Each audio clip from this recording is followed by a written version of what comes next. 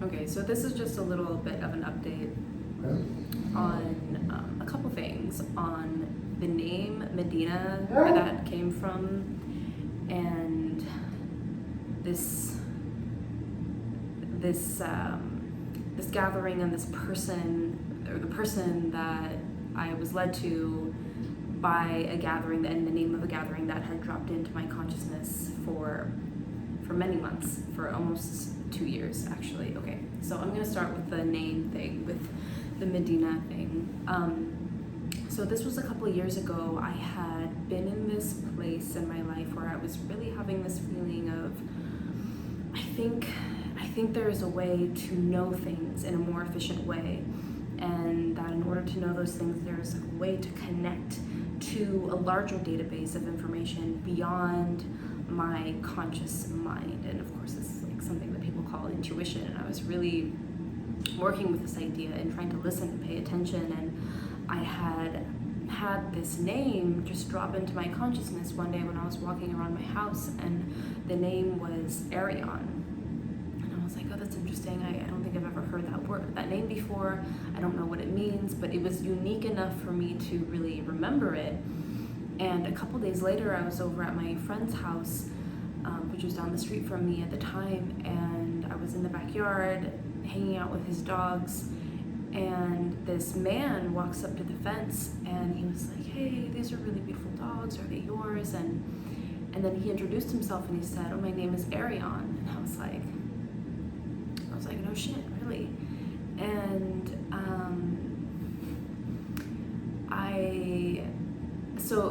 so that made me think like, okay, there's something here where information is clearly able, this information and the place that this information is from, the database that it is coming from, is clearly untethered by time and space.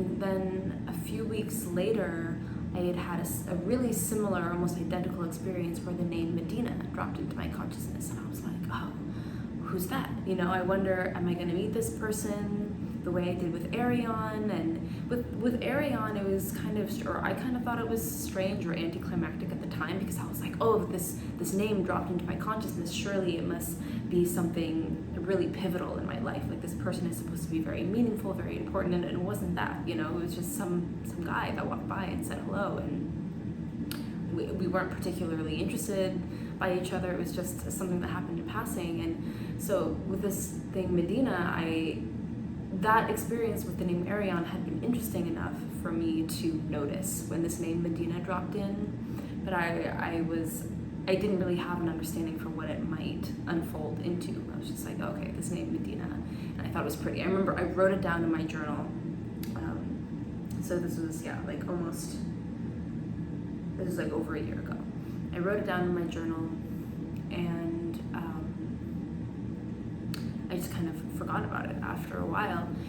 And I was in meditation recently, and I was communing with this whole line from the Mona, the iteration of the Mona that is directly, quote unquote, above me. Like I've said in a different video, she doesn't really say it's above or below her, because she has this thing of time for these other iterations. The way time works for them is different than the way it works for me. So she was saying that she was like, I don't know what you mean by above or below or older or younger, really, because time works differently for us.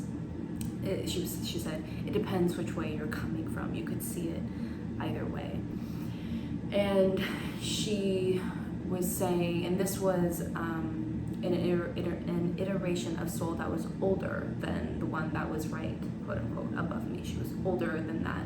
At least that's how I experienced, like more ancient, more primal, more all-encompassing, more of the whole, like closer to the Prime Mother, essentially. And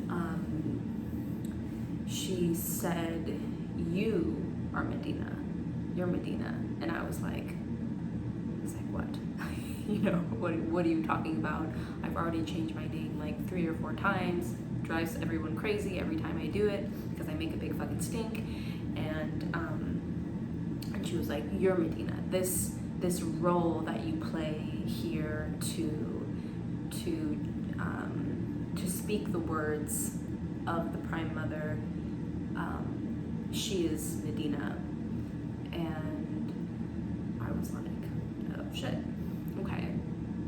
And prior to this, she had been telling me a lot about, she kept using this word luminous. She was saying in this effort, in this journey to kind of march towards a more all-encompassing whole of and embodying that more whole consciousness, she's been telling me to practice something that is called like luminosity. And it's like, what does it mean to practice luminosity in iridescence? Like, what the fuck is that? But and I had been telling one of my friends about this thing, about the name Medina, and he called me about it a couple days ago, and he was like, oh, you know, I looked up, because interestingly, someone in his life, a friend of his, had mentioned this place called Medina, a city, you know, and it's one of the holy cities in Islamic culture, apart from Mecca. So like Mecca is like the primary holy city, and then Medina is sort of like the next one. But he was like, oh, you know, it means luminous city, something like that. And I was like, oh fuck, no way. Okay, interesting.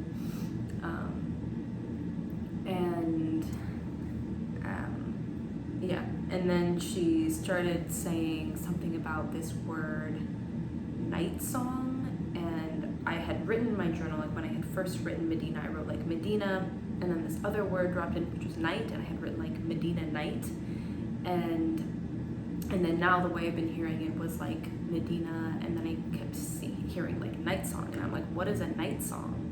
And she was saying night song is this communication, this vessel of communication and transmission with the Prime Mother, because I almost always channel her at night, and that her frequency, that her words are, it's not really, the words that come through, sometimes, you know, I'll write them to my phone when they're coming through, sometimes I'll record lately something I've been doing is just recording myself, and I think that there is a better way in which I want to start sharing her messages. I think there is a more authentic way, and I'm trying to figure out what that model is. But anyways, I do it usually at night, and she was telling me that it's not that, of course, you know, the Prime Mother, her method of communication is not English, and it's not words, right? She's entering, or she's opening herself, she's awakening herself into my consciousness, because she exists within the consciousness and the DNA of all things,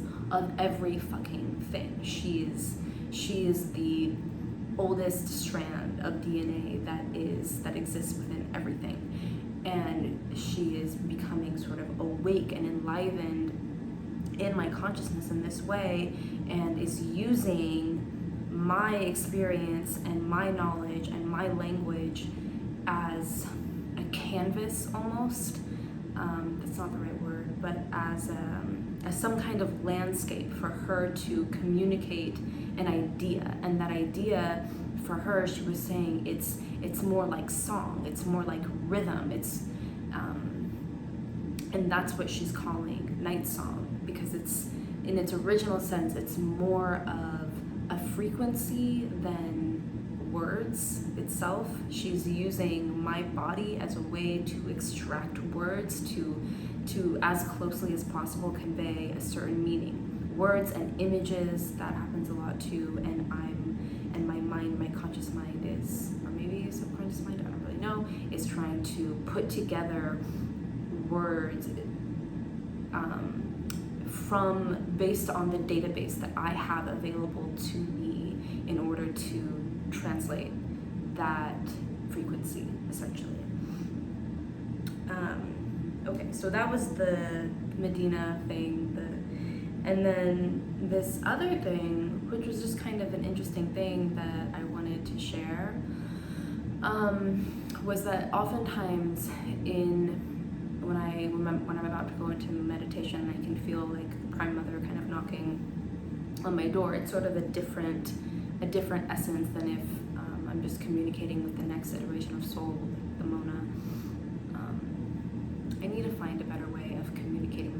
like the Mona it's not quite right to me, because now like the Mona just symbolizes to me this entire lineage of that soul. Anyways, that goes up all the way to the Prime Mother. And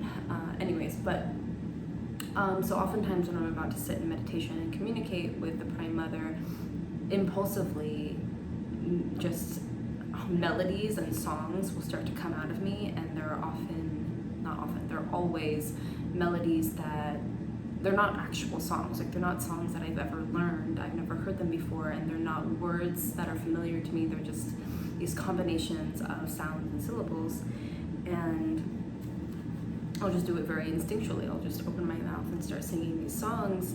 And I had started to notice over the past year and a half or so that there are a couple quote-unquote words that I would repeat.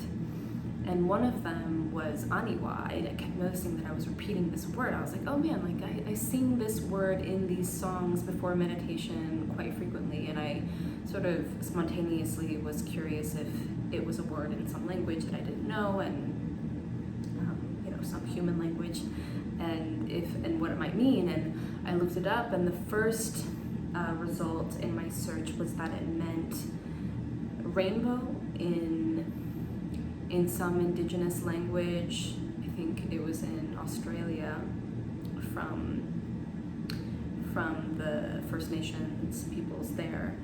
And then the second link it just said Aniwa gathering.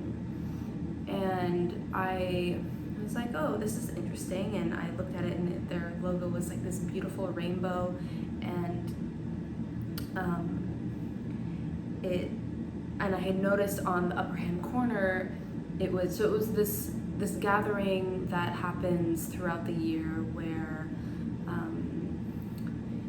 First Nations people will come together, and different elders will gather and speak, and they'll engage in community together. And I'm not really sure what else goes on, but they were talking about a certain gathering that was happening this summer in Big Bear. And I was like, oh, that's interesting, because I had just been on the phone a couple days prior, and a friend of mine had been mentioning this gathering, and it was a Native American gathering, and he didn't mention what the name was. He didn't give any details about it at all. He had just said, oh, that there's some gathering happening, this like Native American gathering, and it might be interesting to go. But yeah, that was all the information he had. He didn't know what it was called. He didn't know anything else. And so when I saw this like Aniwa, this word that I'd been singing prior to my meditations, and it's this Native American gathering, and my friend had just mentioned some Native American gathering, and I noticed on the upper hand corner there was this tab that gives the option to book a reading with certain elders, and it's not the list of elders that they have available to do these readings with you. It's not all the elders that they collaborate with, but there were like 6 or 7 of them, and they all had photos next to their names. And immediately I was drawn to this one woman, and out of all the others, I was like, her. It's her. And I clicked on it, and hers was the only one that didn't have a bio from that link. I noticed later that on another page where it listed all of the elders that they collaborate with, that her bio was there, but on this page to book a reading with her, it didn't have her bio. And so I Googled her, and it said that she was an oracle. And I was like, wow, that was interesting to me, because in my meditation just the night before, the Prime Mother had told me that my soul in different iterations has served the planet as an oracle many times, and she was saying it is very pleasurable for you to speak on behalf of the Prime Mother, and she specifically used the word oracle. And I was like, okay, this is interesting. And now I've been singing this word Aniwa, which has led me to this page, this gathering where there are these elders who will have readings with you. And the first one I click on, she's an oracle, and she's taught other healers and oracles. And so I'm like, I need to have a reading with her.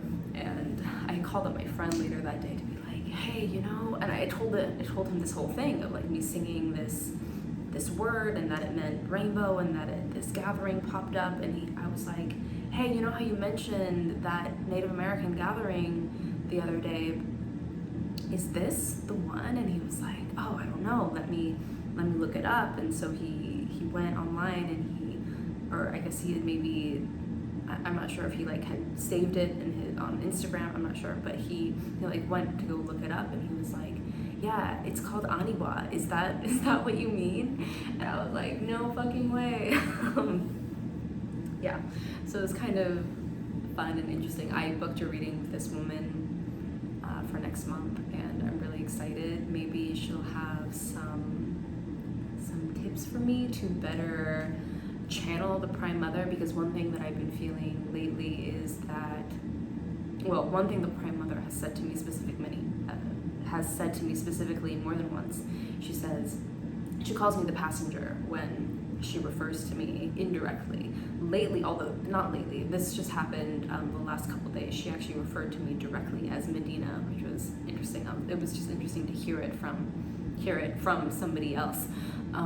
But usually when she refers to me indirectly, she'll say the passenger, and she said the passenger needs to remove herself, and it made me realize just how